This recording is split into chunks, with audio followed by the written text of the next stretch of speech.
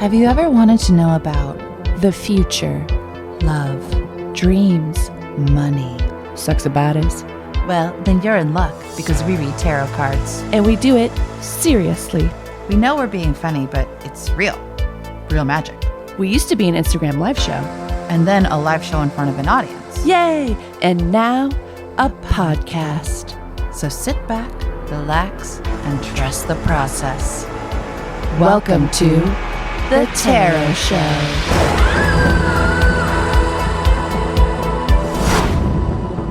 I'm Dickie Copeland. I'm Hannah Garces. Welcome to The Tarot Show. Today we're doing one of our episodes where we read cards for the listeners. Woo. We divine the future for you. Woo. We're scammers. Woohoo! Happy birthday, scammers. Happy birthday, scammers. How you doing, Han? Good. It's kind of hot.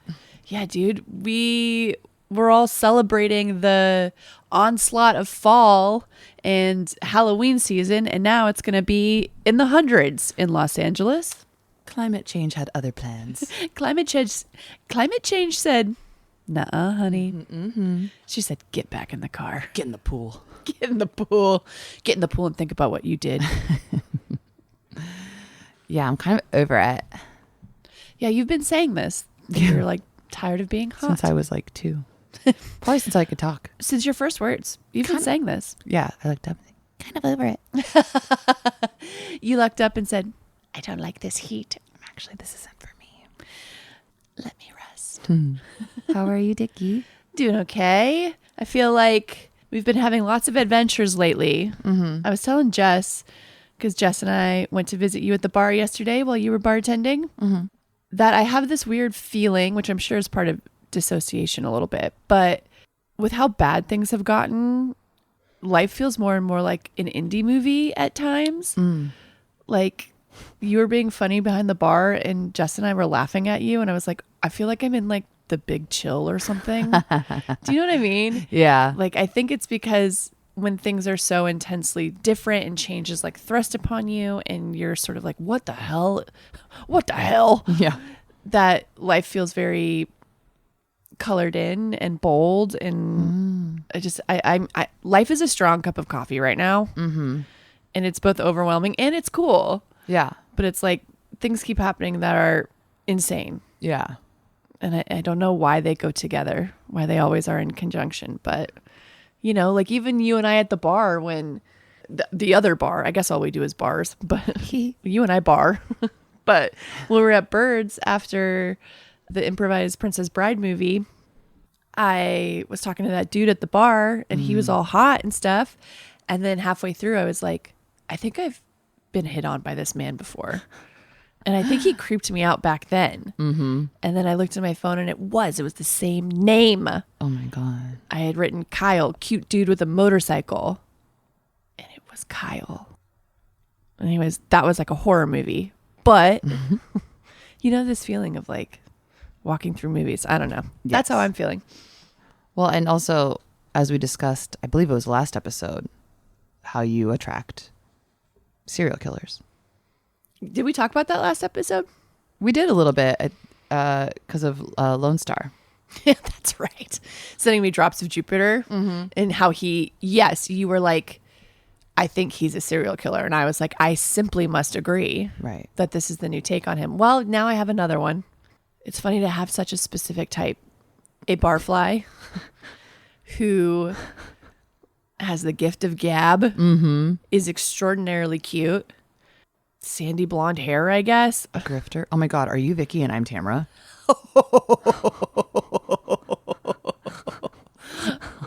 I hope not. But maybe. Wow, that's going to change the lens that I watch Orange County through. Fozzie and Eddie. Oh my God, Hannah. That's not true. I take this back. I don't want to manifest this. No, that's not us. But as Emily and Gina said, currently we're not those fucked up people. That's not us. But I do think there are pairs, and we represent a pair.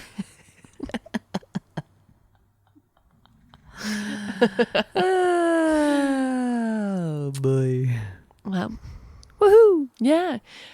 I wonder if there's anything else we should chat about before I start cleaning up this mess.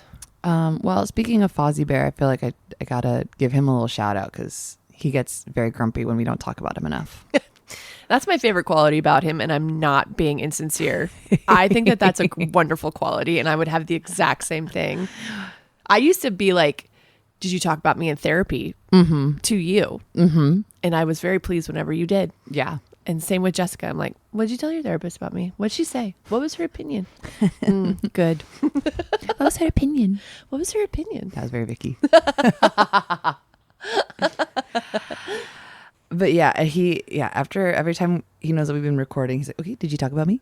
And then if the answer is no or not a lot, then he gets grumpy. But then he doesn't like it. He's like, well, if you're going to talk about me, don't say because I asked you to. Oh no.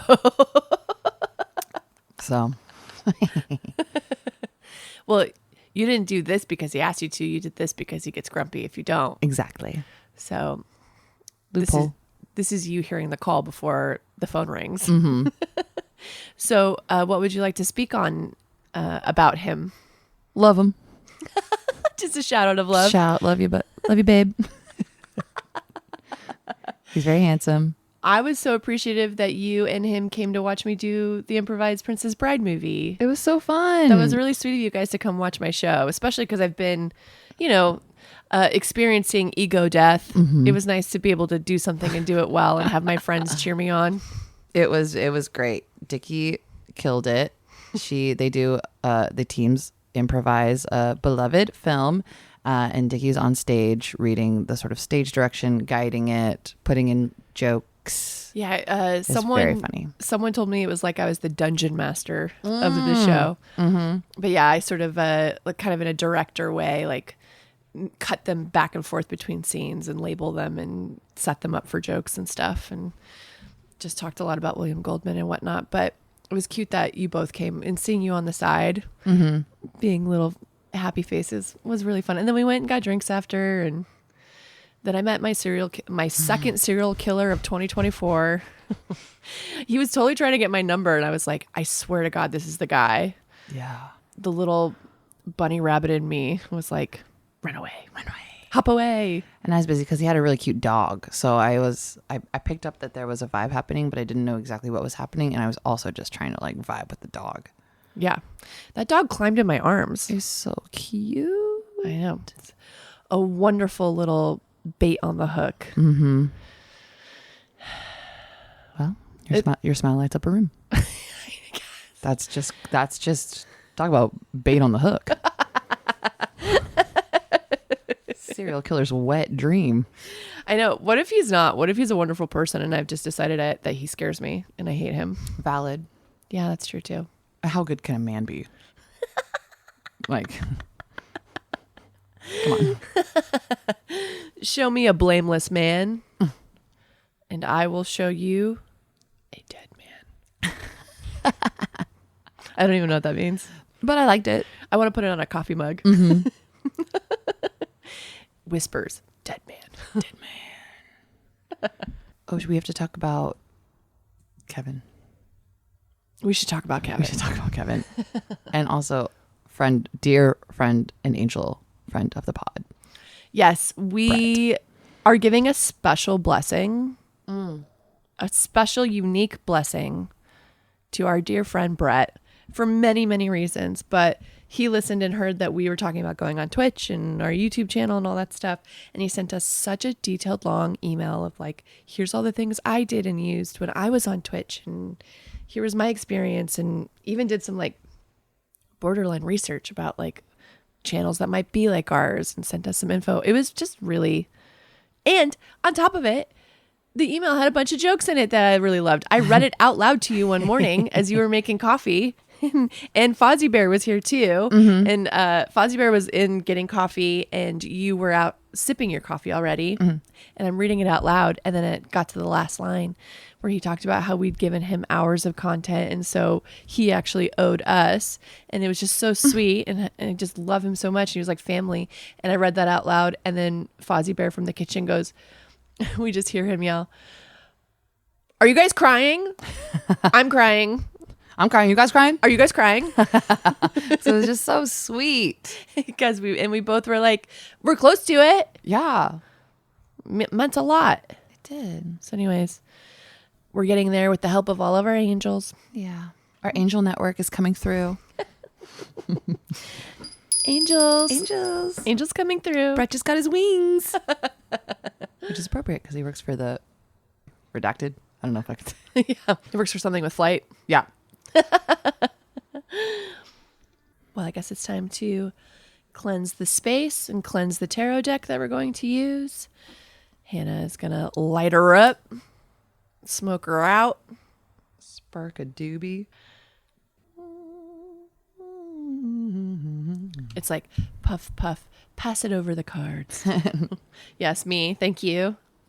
Yeah, the mic. Get the mic. That's good. Mm-hmm. The Zoom recorder. She needs it. Needs it. Beautiful. This house is cleansed. And now we are going to cleanse our bodies. At home, if you're with us, feel free to take a shot of whatever you've got in front of you. If you're in the car, give her a little toot toot. Because you can cleanse with sound, you know? You really can. Hannah, from the womb. To the tomb. Bop. Okay. Ooh, tastes like opportunity. Ooh. Should we do some magic? Let's do some magic. Okay. I want to do magic. I want to do magic. Now it's time for blessings. I would like to bless when in the song Freek-A-Leek, when Petey Pablo lists all those names. Shamika, Keisha, Deronda, Lisa. I like that he says Monica and Monique. Yeah. Because you would think you would just use one of those. No, he's being serious, so he's going to use both. Yeah. And it's just like, because they're so similar, but it's like, no, Monica's and Monique's are different. Totally unique people. And they both deserve a shout out. And just, I don't know if it's the millennial in me but there's something like when he starts listing the names and it's like, how you like it, daddy? And just something in me just like, it awakens. The teeth grow like a vampire. Mm-hmm. Lil Jon produced it. So, Yeah. you know, it's just like, that's like part of that's our heritage. That's our culture. It's true. And I would even extend that to Mambo number 5 when they list all the names. Oh, yeah. And then, oh God, what's that Sublime song where they go through all the cities? Oh, yeah. Is it Garden Grove? No, it's the one about the April something 1992. Oh, yes. There was a riot on the street. Tell me, where were you? And he shouts out Eugene, Oregon. BT dubs. By the ways. Something. Eugene, Oregon. Let it burn, let it burn. Let it burn, let it burn, let it burn, let it burn. April 29th, 1992. Yeah, because that's where he goes, riots on the streets of Miami. And that starts it off. Yeah. So he's not really listing the cities so much as listing the riots. Where it went off. The uprisings. The activity. The activity. Yeah, I love that. That's nice. It's also, it just feels good on the brain when it starts. Yeah. And you're like, I know this. And I saw a meme too. They were talking about like someone was listing off hurricanes and names, and they're like, is anyone else thinking of Petey Pablo in this moment?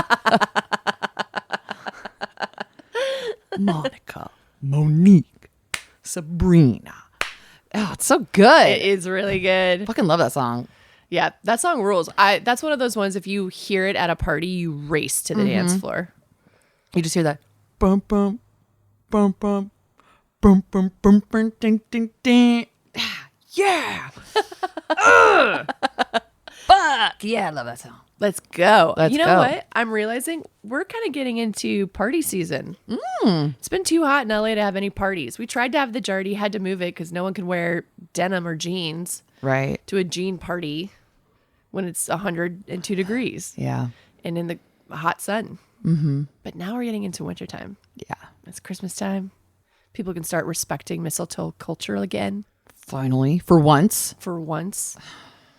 Did have to curse that once because we didn't respect any mistletoe culture at our last Christmas party, which we always have a party around then because it's your birthday too. True. Sag season. Anyway, I'm going to light the candle for Petey Pablo. Listen to all those names. That's a good little light. Thanks. Oh, can I tell you another fun fact about that song? Yes. Lil Jon produced the music for that. It was intended for Usher for the song Yeah. Whoa. But then there was some mix up and Petey Pablo recorded his song over the music. And like he was in the studio with Lil Jon, and Lil Jon's like, there's been a confusion. I meant this for Usher. And Petey Pablo was like, no, I want this song. It's really good. And Lil Jon's like, yeah, it is really good. So then he made a whole new song for Yeah. And so now we have Both. Because there was a mistake, we have Freek-A-Leek and we have Yeah. We have And that's really beautiful. We have a Monica And a Monique. And they're both so important. And you need both. You do.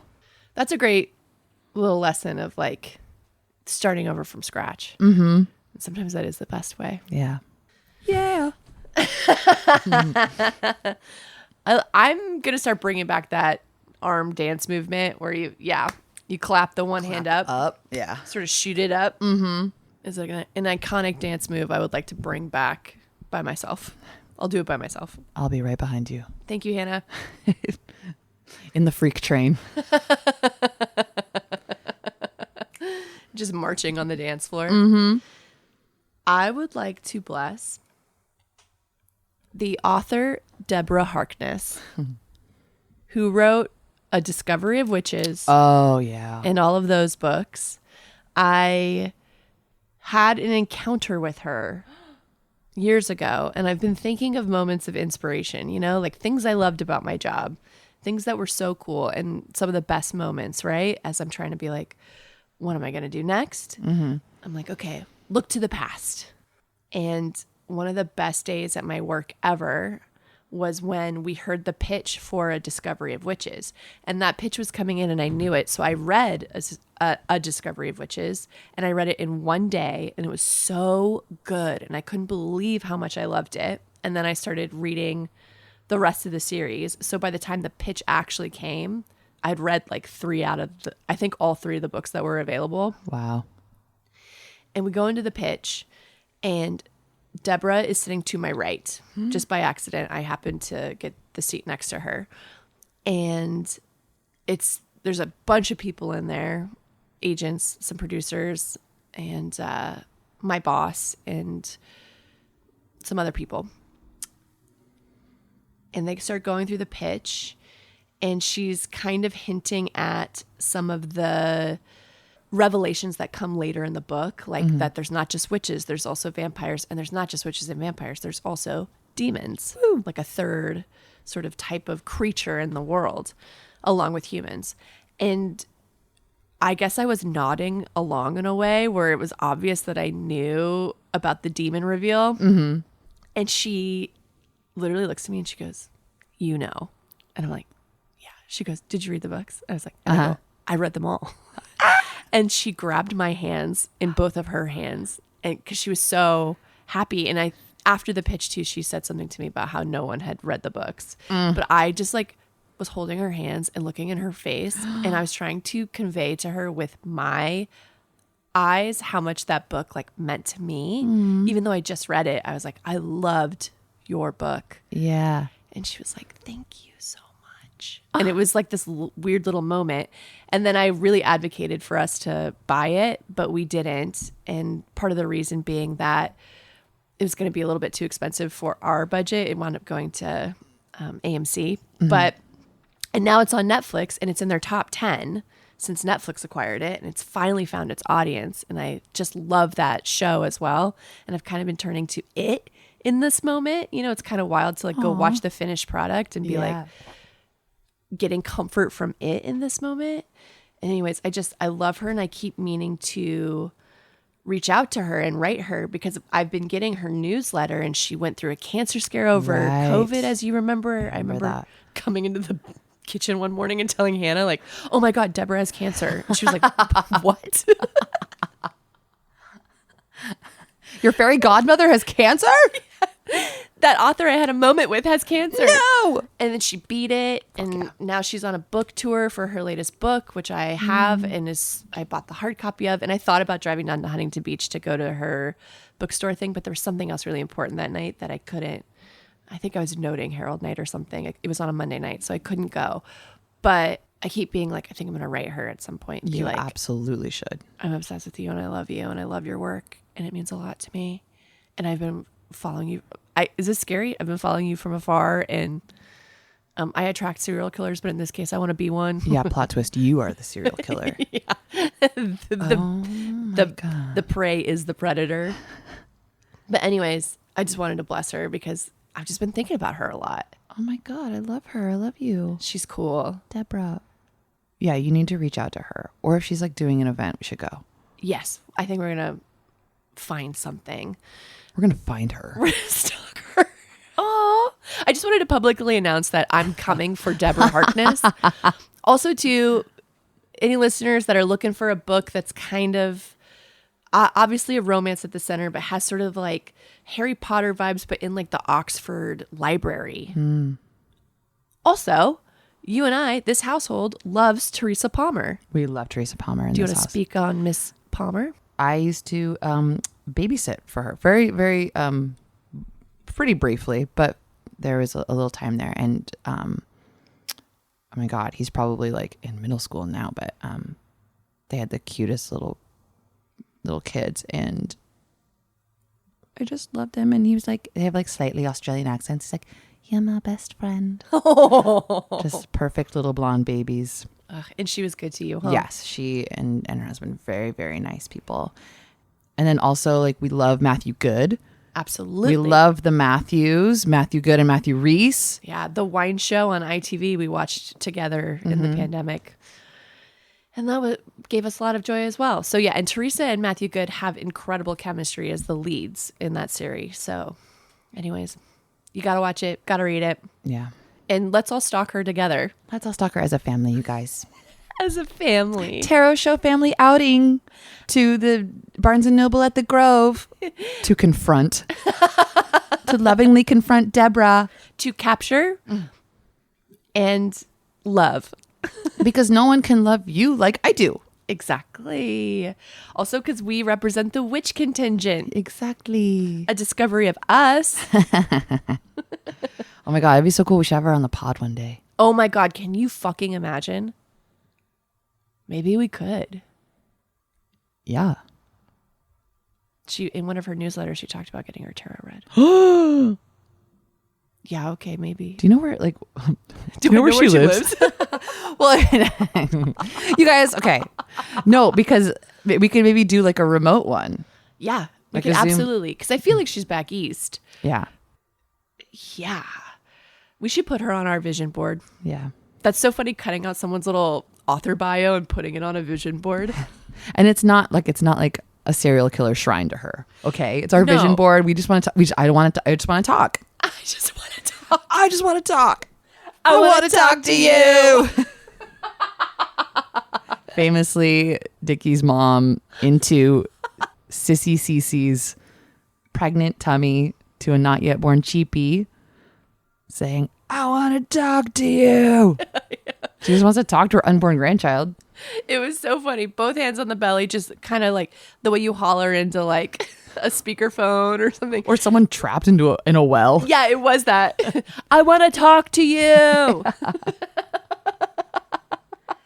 Also, shout out Sissy Cece and Cheapie, baby Cheapie, Baby Cheapie. because they be listening. That's true. We found out that they listen in the car. And sometimes Cheapie goes, Kiki Henna, no, when she wants to listen to Wheels on the Bus. Which, okay. So a couple things really quick, you guys. Hi, Cheapie. Hi, baby Cheapie. It's Auntie Kiki. And Hanny. And the cats. Hunky and Lyle. And should we sing Wheels on the Bus for her right now? Sure. Anyone else who doesn't want to listen to this, just hit your little 15-second. You know the fucking score, dude. Like, sorry for the F word, Cheapy. Also, Cheapy, we bought you a really cool birthday present. Some garbage trucks. Yeah, this is good because it's Virgo season and she's a little Virgo. She's a little Virgo, and she understands, but it's like, I can tell you about what your birthday present is. Yeah. Got you a garbage truck with Bluey, but then the package, it didn't include Bluey. I know, but it was sealed. It was sealed. It was just like a defect, so I have to return it. We'll get it back. We got you all. We're hooking you up with that garbage truck material. Yeah, Cheapy, you're gonna love it. This one's for you, Cheapy. How about the wheels on the garbage bus? Oh, hell yeah. Or the wheels on the garbage truck. Okay. The wheels on the garbage truck go round and round, round and round, round and round. The wheels on the garbage truck go round and round, all through the town. The man gets out and slings the trash. Crash. Crash. Slings the trash. Slings the trash. Crash. And then he sees Monica and Monique. And they all go to the bar. Thanks for tuning into the radio. The next up, we got something from, I think he says like Young Buck from G-Unit.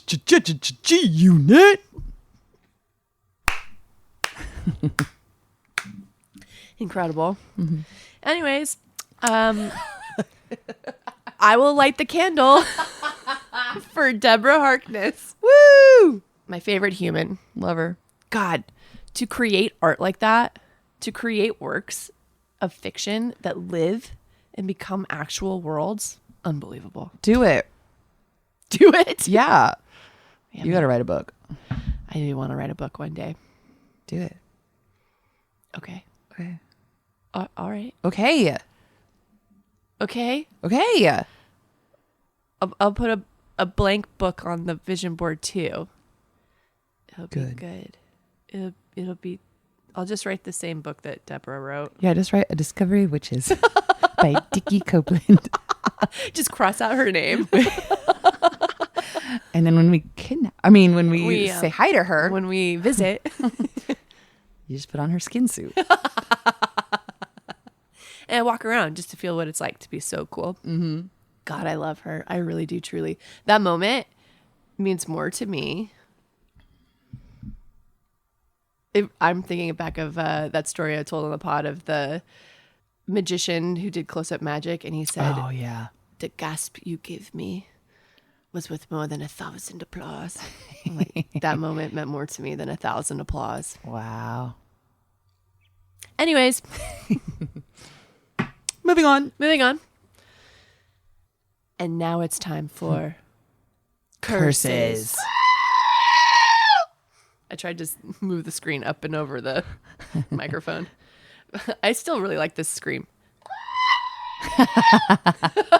The goat's running around. Yeah, like, oh my God. It's not curses. I would like to curse the little puzzle goblin that lives in my parents' house and steals the final piece of the puzzle. We have done, as a family, approximately 4 puzzles, like officially so far. And like, for my dad's birthday, I got the big puzzle board, and we've got like a little setup in an area, and we keep doing 1,000-piece puzzles, and every single one has missed. And we, to the point where we start the puzzle and we're like, okay, we're being careful. Right. And everyone's watching the kids, making sure they don't steal them. Anyways, we just did one this last weekend, and again, the last piece gone. Give it a week or two. It's going to turn up in Cheapy's diaper. She ate it. She's just like, wow. She's like, oh yeah, I'll show you my hands front and back. Lifts up the tongue. I get psych ward. Yes, like One Flew Over the Cuckoo's Nest. That's so funny. Where are they going? I don't know. And it's just crazy when you're like hyper aware of it and everyone's being so careful about it, and then it still happens. Like, you have to start being like dark forces at play. Supernatural dark forces are in the room with us. Yeah. It's not Christian. I'll tell you that much. It's not of God. No, and we're doing the puzzles on a Sunday. Oh, well. So anyways, I just needed to get out of the house so that we can actually put in a final piece. Mm-hmm. And I'm someone too, I will let someone else put in that final. I don't need to put in the last piece. Right. That's not for me. But it's worse when you're willing to give it up and then someone doesn't have it and you're like, I wanted them to experience it. Right. So it was really frustrating. You won't know peace until you get that piece. Exactly. Mm-hmm. War and Peace of A the Puzzle. By Dickie Copeland. And Deborah Harkness. I made her type it with me. Lovingly from her chair that she was tied up in.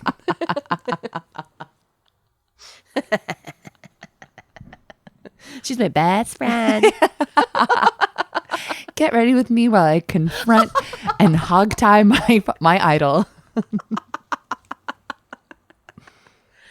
So in chapter 17, when we're finally leaving London. Okay, anyways. I'm going to blow out the candle to curse the puzzle goblin.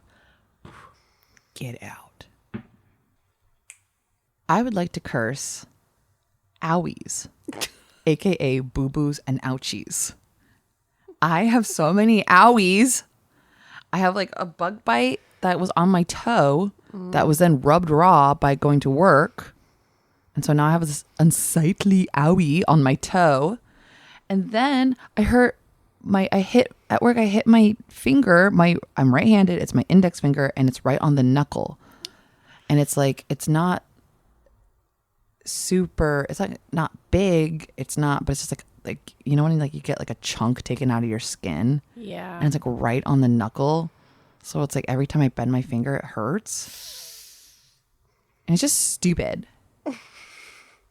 And I have an owie under my nose for where Fozzie Bear keeps kissing me with his stupid little greasy nose because we always go to the left. And so his nose goes right into like the little like under my nostril. And so it like got all greasy. And then like I was like sweating because the AC didn't work at work. Common denominator, working. It's not good for you. Working is not good for you. And so now it's like all red and irritated. And I've just kind of had enough of it. She's wounded. Yeah. I feel like you got an owie recently. Am I crazy? No, you're not crazy. I've been getting owies. Yeah. Where did I get an owie? Well, remember when I ate shit with that plate of breakfast and I almost spilled all my beloved rice bowl with eggs and chicken. Yeah, that was crazy. But I didn't get super hurt. Right, you didn't really eat shit. Like you tripped, but you caught yourself. Yeah, but I made a ruckus, but I was okay. Nothing is crazier than tripping and or falling as an adult. Yeah, it is hilarious and absolutely the worst thing on the planet.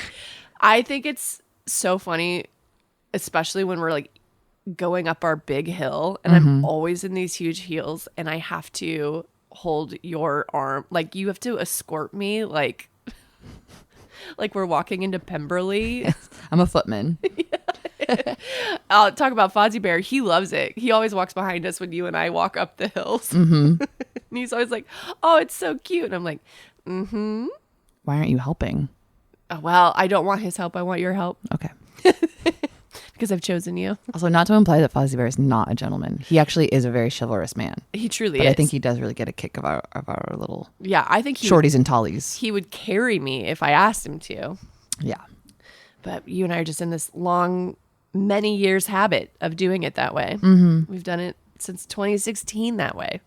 So anyways, I'm not like, you get a lot of open cut wounds and I'm a bruise-aholic. I'm on a bruise cruise. Oh yeah, you're always cruising for bruising. I'm cruising for the bruisings. Okay. Baby. Yeah, cruising into corners. And I have a bite taken out of my knuckle sandwich. Yes, you do. And you get bit a lot. I do. Bugs love me. They love you. Ugh. They're snacking on you. They're like scrum, nom.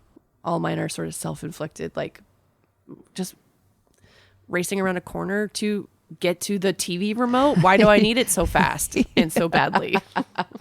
Just walk, Dickie. Just throwing my body over to like mute a commercial or something. Jesus Christ. Well, those Tesla commercials are fucking annoying. That's true. Those Tesla commercials are starting to drive us absolutely batty. Betty. Yeah. But to start to wrap it up, I do love the Band-Aids that you wrap up your wounds in. Yeah. It looks cute. Yeah, it's Hot Wheels. I know, it's like a little blue Hot Wheels Band-Aid. I've always loved cute Band-Aids. Yeah. And went through a phase in high school where I was like wearing them when I didn't need to because they were cute. Cute. Just like putting one on the knee. Oh, I love that. Me too. All right. Well, anyway, Owies, your days are numbered. Don't burn yourself. That would have been funny. But not your type of ouchie. Maybe that would be the worst, like 3 tarot card things to pull. Are you a burn victim? Are you a cruising for bruisings? Or are you open wounds? I kind of like that. I guess we could do that. Let's keep that in the pocket. We'll keep it in the pocket. Or maybe it's like different types of victims. Or like ER or funny ways to get hurt or something. Are you like a slip on a banana peel, a pie in the face? Right. That's not really an injury. No. Yeah, that's an insult. Okay. We'll keep it. I need to get another White Claw. Okay. Do you want another one? I'm only half done. I know. Embarrassing. It's not embarrassing. It's good. The wheels on the bus go round and round.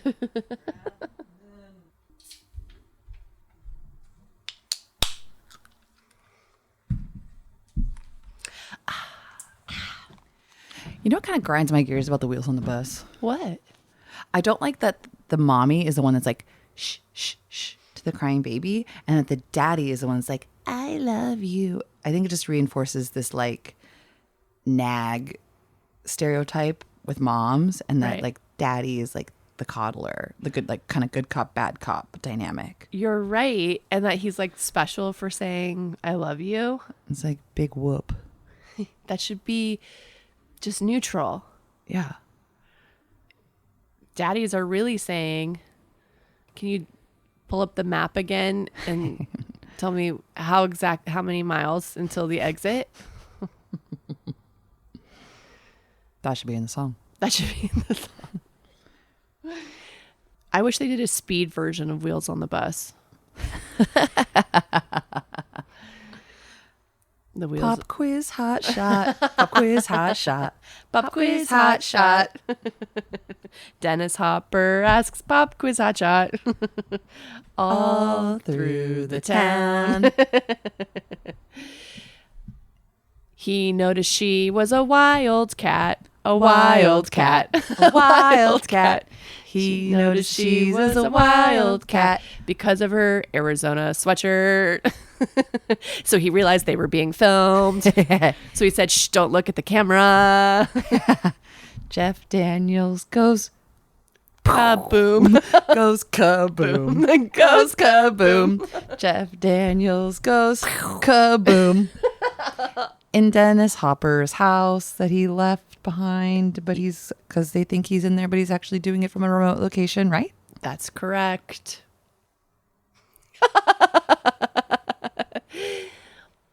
Sandra Bullock and Keanu Reeves are still friends to this day. Still Friends to this day. Still friends to this day. Keanu Reeves and Sandra Bullock. Oh, Keanu Reeves. Jesus. Keanu Reeves. Wait, no, I fucked it up. Sandra Bullock and Keanu Reeves are still friends to this day. They made the lake house. All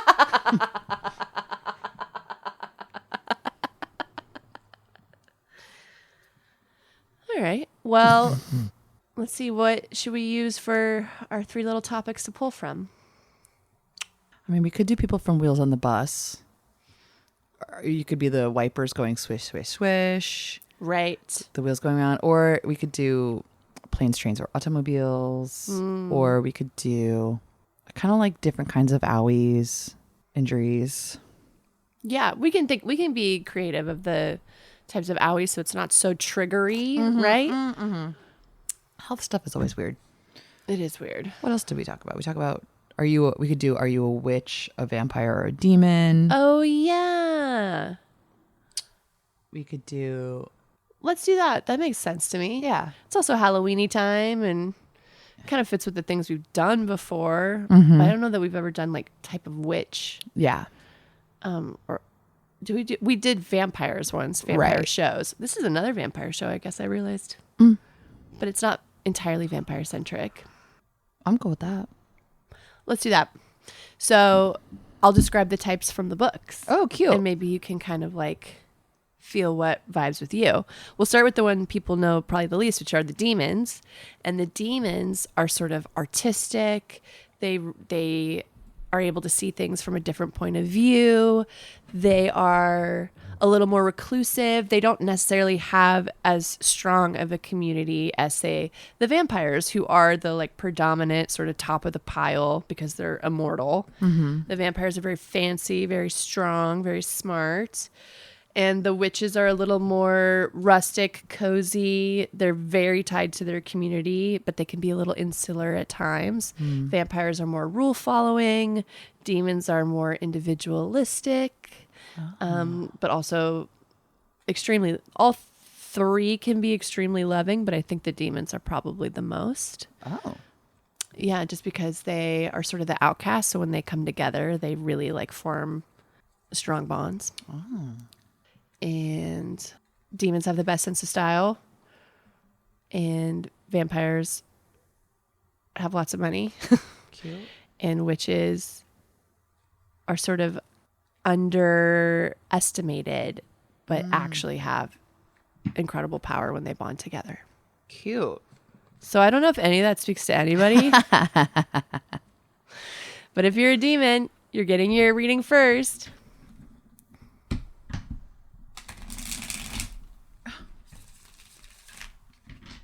It's hard to shuffle with my owie. Do you want me to do it? Yes, please. I'll do it. I'll switch it up for this one. Watch, I shuffle and just like fall backwards, but down like steps. And you're like, what? You had to go outside to do that. Like, oh. All right. Give me a cut hand. All right. You have lots of them to give. Oh. Okay, demons. All right. Here comes the pull for the demons. A little guidance for the next week. A little peek into what's going on. Oh. A very demonic, in the best way, pull. We pulled the Empress upright, the Lovers upright, and Two of Wands upright. Wow. It is giving sort of like a manic fabulousness that has an artistic drive behind it. Mm-hmm. And it's very it feels like indulgent in like earthly delight. It's lush. It's living deliciously. Wouldst thou like to live deliciously? Yes. Wouldst thou like the taste of butter? Yeah. Duh. Yeah, no doubt, Black Phillip, but I would like to live deliciously. Black Phillip, the table will take another round of bread and butter. Thank you. It's Black Phillip that does the goat scream. From Babadook. No, from our curses button. Oh, this is Black Phillip? Yeah. Whenever you're like, yeah, I'll live deliciously. He's like, yeah. Oh, I love the expanding lore of the goat button.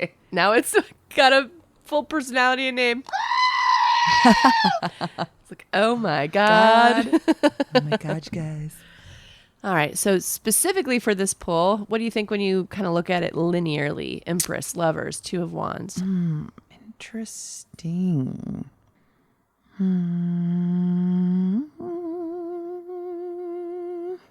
I think to me this signifies like the Empress is obviously like a nice time, feeling nurtured, having enough. Into the Lovers, which can kind of be about like a choice, not even just like actual love with this Two of Wands. It feels like, to me, this is like a little bit like enjoy. Don't look to the next thing. Maybe enjoy the wins or what you have right now before you worry about. I don't know. Yeah. What do you think? I feel like the linear story here is close to that, where it is like you're in a good spot, a decision is coming upon you, and you need to like think about it and start like looking around and being like, yeah, do I want to stay? Is this, you know what I mean? But something is coming up, a moment of decision, a choice, like the beginning of a movie, Yeah. an inciting incident. But I do think, yeah, you're in a good spot now, and like that, just because that is coming, don't let that ruin what you're in now. In sort of the same vein, Right. Because it's like the Empress and the Lovers together. That's such a lush, yeah, they're comfortable. both those yellow backgrounds with like really like detailed drawings on them, just as cards. They're very similar. And then in the Two of Wands, we have this very wealthy man in his like fortress, his castle, looking out. He has everything, but he's like looking at the globe and he wants more. And it's that kind of idea of like not being satisfied, which, you know, it's very funny because like we have the Empress here, which is like a nurturing, abundant card. Then the Lovers, which depicts like an angel over a nude couple, which kind of reminds me of Adam and Eve, and it's also that kind of like wanting more, and that idea of like the Garden of Eden for little demons. Yeah. I don't know. It kind of, it's like, yeah, there's maybe a decision coming, and it's like, do you want to ruin a good thing? I don't know. Or do you not? Or do you not? Maybe you don't always have to take, if you're getting the itch to, I don't know, travel, do something different, have adventure. have adventure. I don't know. Little angel on a shoulder and a demon on a shoulder. It's funny because even that I feel is like a little bit our interpretations, Yeah. where you're kind of like a little bit more on the like, you've got a really good thing going, and I'm almost a little bit more like, well, what is that? What is behind door number 2? Right. Neither of which are necessarily, you need both Monica and Monique. Yeah, exactly. And that is the decision, right? And therein it lies. But yeah, I do think that this is a very lovely little spread, especially at the top. Anything with the Empress is always so nice. So good for you, little demons. Good for you, demons. Get yours. You don't have to talk to every snake that comes and sits down at the bar with a dog. Exactly. Exactly. Okay, who are we doing next? Vampires. The vampires, look, they've got status. They're scary. Once you break in, you're in forever, though. You know? It's giving like a little bit Secret Skull Society. Right, because once you get a stake through the heart or you see the sun, you're Yeah. vapor. You're pretty vaporized. Although the vampires in this book do not burn in the sun. Oh, Which is kind of nice. yeah, that's nice. They can do stuff. They don't just Okay. skulk around so much. Deborah, you crazy for this one. She said, I'm not going to let that stop my... It's like they need to go out in the daytime. Actually, they got to do stuff. But they do have this thing they battle called Blood Rage, which is pretty cool. I was like, oh, I love this little wrinkle on a vampire lore where some of them have blood rage. And then you find out at the very end that it's because they actually have some demon in their blood. Oh. And the whole series, I'll probably have to cut this out because it's so spoilery. But the whole series, ultimately, the lesson is that the vampires made rules to keep all the different types of creatures separate. And that's what's killing them. Oh. And so the witch and the vampire falling in love and having children, their children are called the Brightborn because they're a mix of vampire and witch. And they're extraordinarily strong. Cool. I know. but that you're the most important one to have in you is demon. And when you don't have enough demon, or when it's in like a different type, that's when you get blood rage or something. Oh shit. It's cool. All right. Here comes Hannah to cut for the vampires. Be careful, they can smell blood. And they do want it. That vampires are kind of like mosquitoes. Then I should be a mosquito. You should have turned into a mosquito long ago. Yeah. A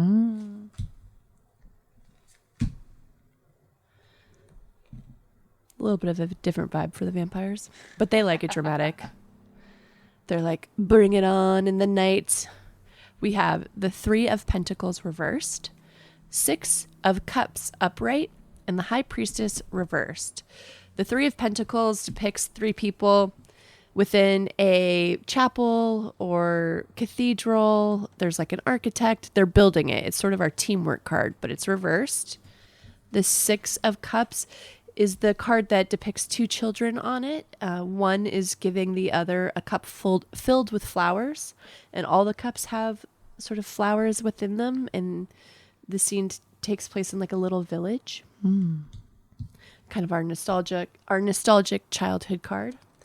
And then we have the High Priestess reversed. The High Priestess is sitting on her throne in beautiful robes, glorious purpose. Just like she is giving Loki, actually. Yeah. With a kind of horned crown on her head.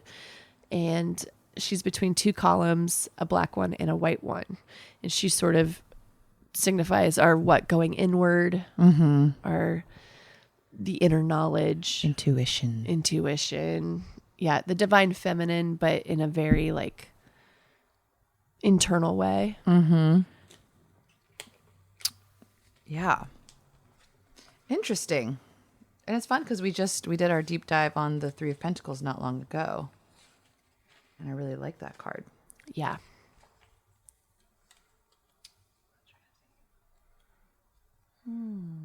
You know what the vibe is this is giving me kind of off the bat? Huh. Like if I just kind of like unfocus my eyes and like let the magic wash through me. It's like that image of when you're on vacation with your family and it's getting annoying because you've gone back to like your old habits and you need to like go sit in a dark room and be on your phone. Oh my God. And you're like, I just need to go be on my phone and be alone.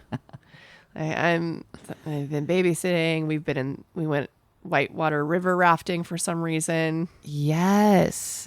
I'm in a fight with my sister again over nothing, over Scrabble. And we drank a lot, and now I need to just like go chill out. Yes, this read is very much like you are in a cycle, and you know it. Yeah. And maybe the game is not to break the cycle, but to understand the cycle with the High Priestess at the end there. Yes, because the 3 of Pentacles reversed is usually about having to relearn a lesson, a life lesson, or just this thing that keeps happening to you, and you need to like recognize the pattern. And then paired with the 6 of Cups, which is a card sort of like of nostalgia, of like your inner childhood. So it's like you're revisiting these lessons or these hurts or these memories.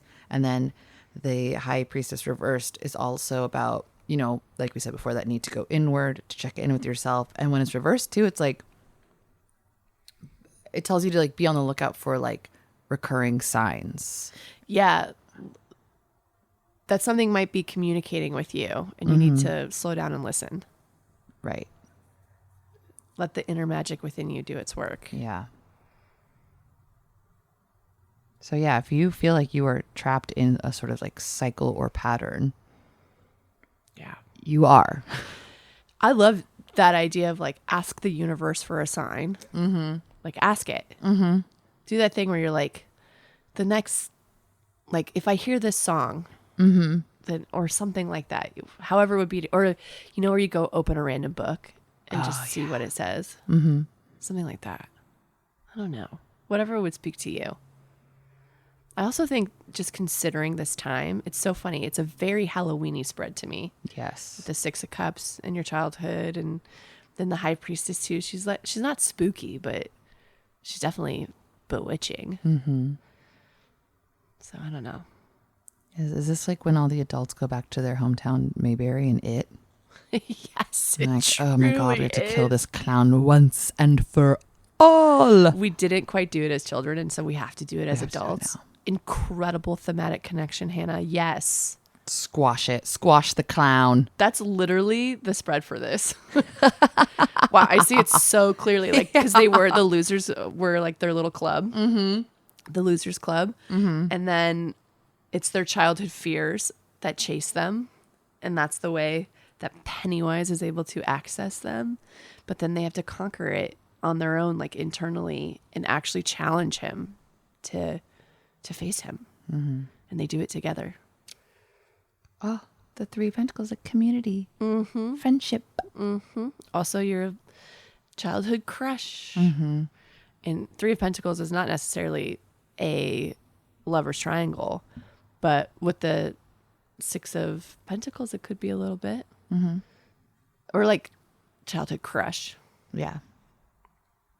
within a group of three. Interesting. Okay. All right, vampires having their little spooky reading. Yeah. Good luck. Yeah. Well, it's spooky, not scary, just to be clear, Exactly. which is appropriate. That's what they're used to. Vampires live in it.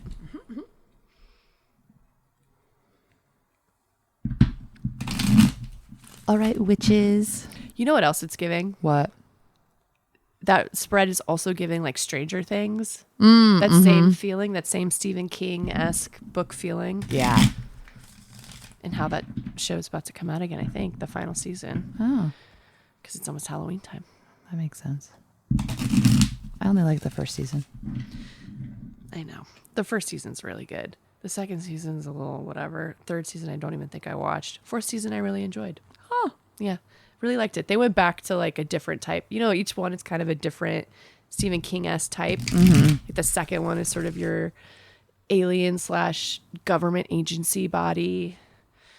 And the fourth one is a little bit more that like Jason Voorhees kind of like, because there's a lot of them like on a boat in the water, and we're really going into the other world and stuff, the upside down.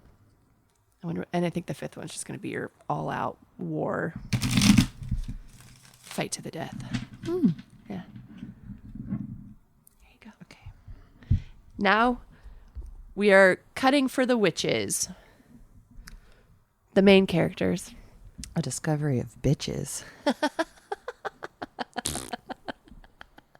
Is that them getting on their brooms? They fart as they get on their brooms because you put your little leg over. Yep. Let's go, girls. Whoo. Oh. Interesting. For the witches, we pulled Judgment upright, Two of Wands reversed. She's back.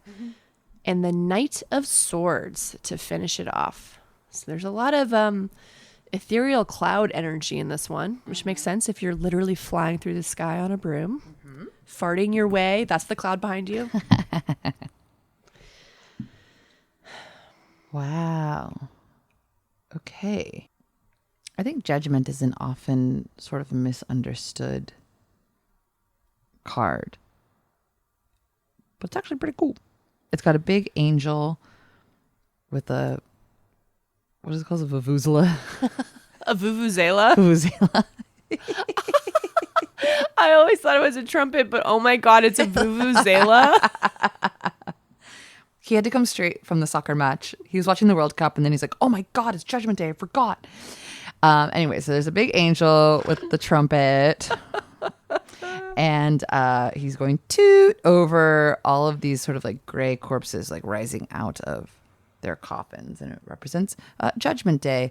And it's about like a rebirth, a renewal. A call to action. Your fate. Yes. Sort of calling you. And it's a major arcana card, so it's usually something big. Yeah. It is a dominating force. And then we go into the Two of Wands reverse, which, as we were speaking of earlier, is sort of this idea of looking around and wanting more, or planning for more, or just sort of a long vision of what's going on, and kind of sitting on your porch and looking out and contemplating the world. And then we have our Knight of Swords, which is one of our knights that is charging through the field with the clouds streaming behind him. He holds his sword aloft and heads right into battle. Mm-hmm. So there's a lot of like movement and kind of force behind that card of something happening fast, or like a decision happening with like a lot of strength behind it. Mm-hmm. A big decision. Yeah, this reading to me feels like you're getting some sort of news, or there's a change happening that's like positive. I think Judgment is like literally heralding something exciting and good.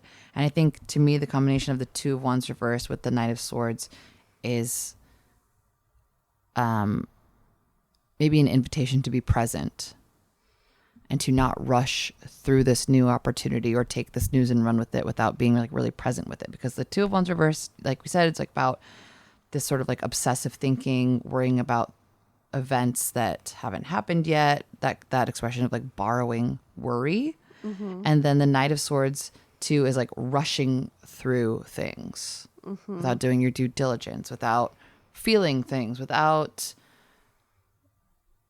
just existing in them. Mm-hmm. That's my kind of take on it.